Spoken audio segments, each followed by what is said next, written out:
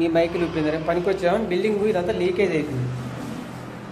గోడలని చెమ్మ బాత్రూంలో లీకేజ్ అయ్యి మొత్తం ఇవన్నీ ఇట్లా గోడ లీకేజ్ అయ్యి ఇది దాదాపు 5 ఫ్లోర్లు ఉంటుంది.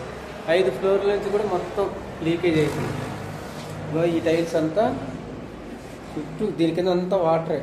మొత్తం దర్వాజాలు కూడా చూడు ఆగమైపోయినాయి.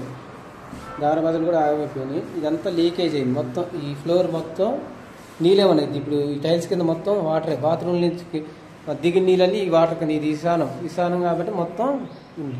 ఎప్పుడైనా బాత్రూములు అడిగినప్పుడు అది వాటర్ ప్రూఫ్ ఖచ్చితంగా చేసుకోవాలి. వాటర్ ప్రూఫ్ చేసుకున్నాక ఖచ్చితంగా టైల్స్ వేసినాక దాని మధ్యన కూడా గ్రోటింగ్ అనేది పెట్టుకోవాలి. ముందు కింద బెడ్డింగ్ అనేది కట్టుకుంటారు. ఒకవేళ టైల్స్లో దిగిపోయినా కానీ ఆ వాటర్ బెడ్ మీదకి పోయి బెడ్ నుంచి నా ట్రాప్లకి వెళ్ళిపోతాయి. అట్లా కాకుండా బెడ్డింగ్ కాకుండా ఏదో చెత్త చెదరం వేసిపోయిన టైల్స్ వేస్తే మొత్తం ఇవన్నీ టైల్స్లోకి దిగి నీళ్ళు ఆ వాటర్ మొత్తం ఇట్లా ఫ్లోర్లోకి వచ్చేసి మొత్తం స్లాబ్లోకి దిగుతాయి.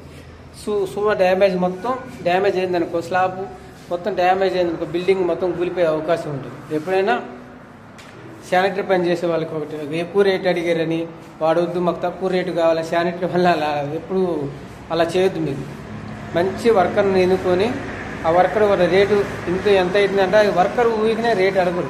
ఆ వర్కర్ రేటు అడుగుతుందంటే ఆయన పనితనం ఉంది కాబట్టి అడుగుతారు. ఎప్పుడైనా దయచేసి మీరు బాత్రూమ్లు చేయించుకునేటప్పుడు జాగ్రత్తగా చేయించుకోండి. వాటర్ ప్రూఫ్ కంపల్సరీ ఉండాలి. బెడ్డింగ్ కంపల్సరీ ఉండాలి. బెడ్డింగ్ కూడా కంకర్తో వేయకూడదు.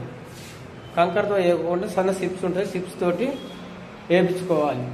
పైప్ కింద అంగళం మందం మాలు వెళ్ళిపోవాలి, పైన ఒక అంగళం మందం మాలు వెళ్ళిపోవాలి.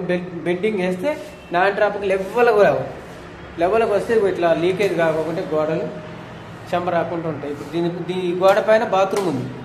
ఈ గోడ పైన బాత్రూమ్ ఉంది. ఈ బాత్రూమ్ నీళ్ళన్నీ దిగేసి ఇట్లా వస్తుంది. ఇట్లా తెచ్చి మళ్ళీ దీని కింద నీళ్ళు దీంట్లోకి పోతుంది.